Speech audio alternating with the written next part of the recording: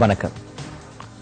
நீங்கள் இணைந்திருப்பது நாட்டினுடைய முதற்தர செய்தி வழங்குனர் நியூஸ் வெஸ்டின் மதிய நேர பிரதான செய்திகளுடன். விரிவான செய்திகளுக்கு செல்லும் முன்னர் முதலில் இன்றைய தலைப்புச் செய்திகள்.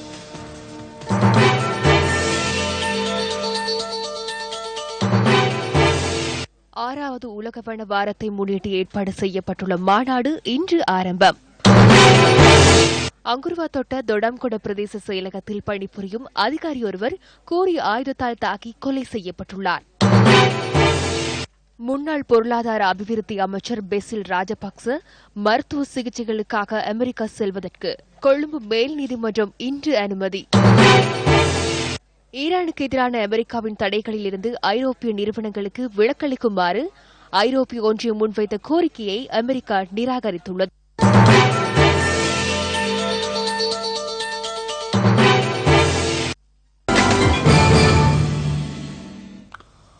ஆறாவது உலக வனவாரத்தை முன்னிட்டு ஏற்பாடு செய்யப்பட்டுள்ள மாநாடு மற்றும் வன பாதுகாப்பு சபையின் 24வது மாநாடு ஆரம்பமாக உள்ளது. நிலைப்பேறான அபிவிருத்தியை நோக்காக கொண்டு இந்த மாநாடு ஏற்பாடு செய்யப்பட்டுள்ளது. ஐக்கிய நாடுகளின் உணவு மற்றும் விவசாய அமைப்பினால் மாநாடு ஏற்பாடு செய்யப்பட்டுள்ளமை குறிப்பிடத்தக்கது. ஜனாதிபதி மைத்ரிபால சிறிசேன இன்று மாநாட்டில் விசேட உரை நிகழ்த்தவுள்ளமை குறிப்பிடத்தக்கது. மாகாண அமைச்சரவை தொடர்பில் விவாதிப்பதற்கான வடமாகாண சபையின் விசேட அமர்வு கைத்தடியிலுள்ள பேரவை கட்டட தொகுதியில் தற்போது நடைபெற்று வருகிறது. எவ்வாறாயினும் இன்றைய அமர்வில் கலந்து கொள்ள முடியாத நிலை இருப்பதாக வடமாகாண முதலமைச்சர் சி.வி. விக்னேஸ்வரன் அவைத் தலைவருக்கு அறிவித்துள்ளார். மாகாண சபையின் சில அமைச்சர்களும் இன்றைய அமர்வில் கலந்து கொள்ளவில்லை என அங்கிருக்கும் நமது பிராந்திய செய்தியாளர் தெரிவிக்கிறார். இது தொடர்பிலான மேலதிக தகவல்களோடு இணைந்து கொள்கிறார் நமது பிராந்திய செய்தியாளர் கதிர்காமத்தையன் ரஜினிகாந்த். வடமாகாண சபையினுடைய 127வது அமர்வு வடமாகாண அமைச்சரவை தொடர்பாக எழுந்துள்ள சிக்கலை விவாதிக்கும் விசேட அமர்வாக இடம்பெற்று வருகிறது. இன்றைய அமர்விற்கு வடமாகாண முதலமைச்சர் சி.வி. விக்னேஸ்வரன், மகளிர் விவகார அமைச்சர் அனந்தி சசிதரன், விவசாய அமைச்சர் கானா சிவனேசன் ஆகியோர் வருகை தர முடியாதுள்ளதாக அவைத் தலைவருக்கு கடிதம் மூலம் அறிவித்திருக்கிறார்கள். அமர்வினுடைய ஆரம்பத்திலே 22 உறுப்பினர்கள் வருகை தந்திருந்த போதிலும் தமிழீழ விடுதலை இயக்கம் பெலோவினுடைய உறுப்பினர்களான விந்தன் கனகரட்னம், சுகாதார அமைச்சர் ஞாவண்ணா குணசீலன், குவதாஸ், ஆண்டி புவனேஸ்வரன் ஆகியோர் வெளிநடப்பு செய்திருந்தார்கள். உறுப்பினர் எம் கே சிவாஜிலிங்கம் இன்று வருகை தந்திருக்கவில்லை. வடமாகாண அமைச்சரவை தொடர்பாக இடம்பெறவுள்ள விவாதத்தின் காரணமாக எந்த நன்மையும் கிடைக்கப் போவதில்லை, கருத்து மோதல்களுக்கே அது வழிவகுக்கும் என தெரிவித்து அவர்கள் வெளிநடப்பு செய்திருந்தார்கள். அதனைத் தொடர்ந்து விவாதம் ஆரம்பமாகியது. விவாதத்தின் போது எதிர்க்கட்சித் தலைவர் பேச வேண்டிய விடயத்தை விட்டு வேறு விடயங்களை பேசுகிறார் என தெரிவித்து ஆளுங்கட்சி உறுப்பினர் மானா தியாகராஜா அவையை விட்டு வெளிநடப்பு செய்திருந்தார். அதனைத் தொடர்ந்து விவாதத்தில் கலந்து கொண்டு உரையாற்றிய ஆளுங்கட்சி உறுப்பினர் கேசவன் சாய்ந்தன், தற்போதுள்ள அமைச்சர்கள் தொடர்பாக தீர்மானம் எடுக்க வேண்டியவர்களாக நாங்கள் இருக்கிறோம். இன்று எத்தனை அமைச்சர்கள் இருக்கிறார்கள் என அறிவிக்க வேண்டும். மாகாண சபை ஒரு சட்ட சபையாக இருக்கிறது. முன்பள்ளியோ அல்லது ஆரம்ப பாடசாலையாக அது இல்லை. இதுவரை 20 நீதி சட்டங்களையே உருவாக்கி இருக்கிறோம். மாகாண சபை சிறப்பாக இயங்குவதற்கு 200 நீதி சட்டங்களையாவது உருவாக்க வேண்டும் என அவர் இதன்போது குறிப்பிட்டிருந்தார். வடமாகாண சபையினுடைய விசேட அமர்வு தொடர்ந்து இடம்பெற்று வருகிறது. நியூஸ் செய்திகளுக்காக வடமாகாண பேரவைச் செயலகத்திலிருந்து கதிர்காமத்தையன் ரஜினிகாந்த். முன்னாள் பொருளாதார அபிவிருத்தி அமைச்சர் பெசில் ராஜபக்ச மருத்துவ சிகிச்சைகளுக்காக அமெரிக்கா செல்வதற்கு கொழும்பு மேல் நீதிமன்றம் இன்று அனுமதி வழங்கியுள்ளது. கொழும்பு மேல் நீதிமன்ற நீதிபதி ஏ.ஆர். துடுவ இந்த அனுமதியை வழங்கியுள்ளார்.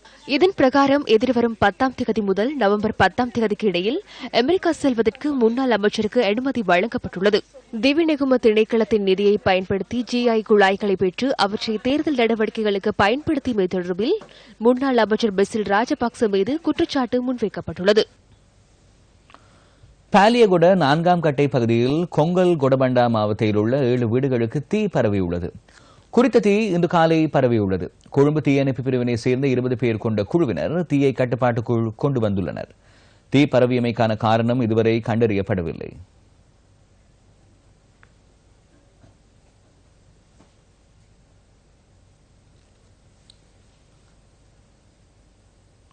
கிண்ணியா மகாமார் நூலகம் நேற்று திறந்து வைக்கப்பட்டது.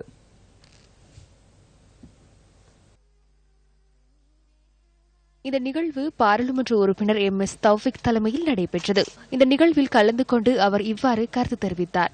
இந்த மாகாண சபை தேர்தல் புதிய முறையிலான ஒரு தேர்தல் வருகின்றதா அல்லது பழைய முறையிலான ஒரு தேர்தல் வருகின்றதா என்று மக்கள் மத்தியில் ஒரு சந்தேக கண்டு பார்த்து கொண்டிருக்கின்றார்கள். உண்மையிலேயே எங்களுக்கு இந்த மாகாண சபை தேர்தல் சிறுபான்மையினத்தை பொறுத்தவரையில் எங்களுக்கு புதிய முறையிலான தேர்தல் எங்களுக்கு தேவையில்லை. புதிய முறையிலான தேர்தலுக்கு நாங்கள் சென்றால் உண்மையிலே எங்களுடைய முஸ்லிம் சமூகம் நாடு பூராவும் பாதிக்கக்கூடிய ஒரு நிலை ஏற்படும். அந்த வகையில் பழைய முறையிலான விகிதாசார முறையிலான தேர்தலையே நாங்கள் நடத்த வேண்டும். நிலவும் சீரற்ற வானிலையால் அதிவேக நெடுஞ்சாலையில் பயணிக்கும் வாகன சாரதிகள் அவதானமாக பயணிக்குமாறு வீதி அபிவிருத்தி அதிகார சபை வலியுறுத்தியுள்ளது. மணித்தியாலத்திற்கு 60 கிலோமீட்டர் வேகத்தில் பயணிக்குமாறு அதிவேக வீதி நிர்வாகம் மற்றும் மேற்பார்வை பிரிவின் பணிப்பாளர் எஸ் ஓபநாயக்கு தெரிவித்துள்ளார். வாகனங்களின் முன்புறம் உள்ள விளக்குகளை ஒளிரச் செய்து பயணிக்குமாறும் சாரதிகளுக்கு அறிவுறுத்தப்பட்டுள்ளது.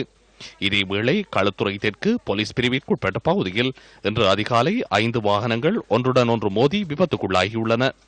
காலியிலிருந்து கொழும்பு நோக்கி பயணித்த கேப் வாகனம் பாதுகாப்பு வேலியில் மோதி விபத்துக்குள்ளானதை தொடர்ந்து அதற்கு பின்னால் வந்த 3 கார்களும் பஸ் ஒன்றும் மோதி விபத்துக்குள்ளானதாக போலீசார் தெரிவித்தனர்.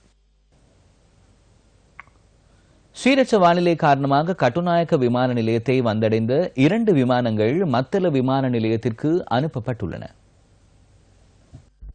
மும்பை மற்றும் துபாயிலிருந்து வருகை தந்த 2 விமானங்கள் இன்று அதிகாலை மத்தள விமான நிலையத்திற்கு திருப்பி அனுப்பப்பட்டுள்ளன. தற்போது மீண்டும் குறித்த விமானங்கள் கட்டுநாயக்க விமான நிலையத்தை வந்தடைந்துள்ளதாக கட்டுநாயக்க விமான நிலையத்தின் கடமை நேர பணிப்பாளர் குறிப்பிட்டார். இதேவேளை நாட்டை சூழ வீசும் காற்றின் வேகம் மேலும் அதிகரிக்கக்கூடும் என வளிமண்டலவியல் திணைக்களம் எதிர்வு கூறியுள்ளது. மேல் சப்ரகம்புவ மற்றும் மத்திய மாகாணங்களிலும் காலி மற்றும் மாத்தறை மாவட்டங்களில் இடைக்கிடையே மழை பெய்யக்கூடும் எனவும் சில பகுதிகளில் 50 கிலோமீட்டர் வரை காற்று வீசக்கூடும் என திணைக்களம் தெரிவித்துள்ளது. ஹங்குழுவா தோட்ட தொடாம்கொட பிரதேச செயலகத்தில் பணிபுரியும் அதிகாரி ஒருவர் கூறிய ஆயுதத்தால் தாக்கி கொலை செய்யப்பட்டுள்ளார்.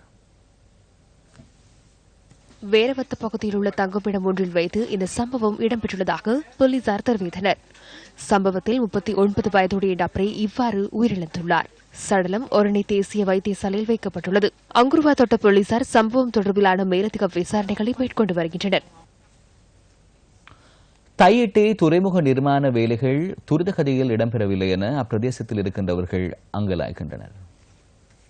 இந்த வேலை ஒருவரிடத்தை தாண்டியும் நிறைவடையாமல் காணப்படுவதால் தாம் பெரும் சிரமங்களை எதிர்கொள்வதாக மீனவர்கள் தெரிவிக்கின்றனர். படகுகள் அங்குள்ள கற்களில் மோதி உடைவதாகவும் படகுகளை துறையில் கொண்டு போய் நிறுத்தவும் சிரமப்படுவதாகவும் இவர்கள் குறிப்பிடுகின்றனர். கடந்த காலங்களில் சுன்னாகம் சபாபதி பிள்ளை முகாம், மல்லாகம் கோலப்பிள்ள முகாம்களில் இந்த மக்கள் 28 வருடங்களாக வசித்து வந்தனர். மிகவும் வறுமை கோட்டின் கீழ் வாழும் இந்த மக்களுக்கு அடிக்கடி படகுகளை திருத்த வேண்டிய நிலை ஏற்படுவதால் தொழில் மூலம் கிடைக்கும் வருமானம் அதற்கே செலவாக்குவதாக குறிப்பிடுகின்றனர். புதுசாக இறக்கின போட்டுகள் எல்லாம் கீழால இந்த கல்லில் தேவைப்பட்டு எல்லாமே வெடிப்பு உருவாகி இருக்கு. மற்ற இன்ஜின்கள் எல்லாம் பால் தட்டுப்பட்டு பால் உடைஞ்சிருக்கு. எத்தனையோ இன்ஜினுக்கு பிழைக்கிறது இப்படி தட்டுப்பட்டு கீறுப்பட்டா சும்மா சாதாரணமாக நோமலாகவே ஒரு போட்டு கீறுப்பட்டு அதை ஒட்டுறேன்னு சொன்னால் 3000-4000 ரூபாய்க்கு மேலே வேணும். சராசரி இங்கே ஒரு போட்காரருக்கு தொழில் நடக்கிறது அதுக்கும் கீழே தான் 2000-3000 தொழில் தான் நடக்குது. இது தொடர்பில் தெல்லிப்பளை பிரதேச செயலாளர் எஸ் சிவசேரியிடம் நியூஸ் ஃபர்ஸ்ட் வினவியது. துறைமுகத்தில் இன்னும் 20% புனரமைப்பு பணிகள் மேற்கொள்ள வேண்டியுள்ளதாகவும் அதற்கு இன்னும் பணம் கிடைக்கவில்லை எனவும் அவர் குறிப்பிட்டார்.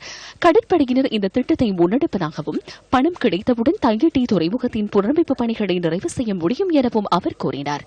அதற்காக அரசாங்கத்திடமிருந்து பணத்தை எதிர்பார்த்துள்ளதாக தெல்லிப்பளை பிரதேச செயலாளர் குறிப்பிட்டார். அந்த விளையாட்டு தகவலுடன் நமது மதிய நேர பிரதான செய்தி அறிக்கை நிறைவடைகிறது. நமது பிரதான செய்தி அறிக்கையினை இரவு 8 மணிக்கும், நமது மணித்தியால செய்தி அறிக்கையினை 2:25க்கும் எதிர்பாருங்கள். வணக்கம்.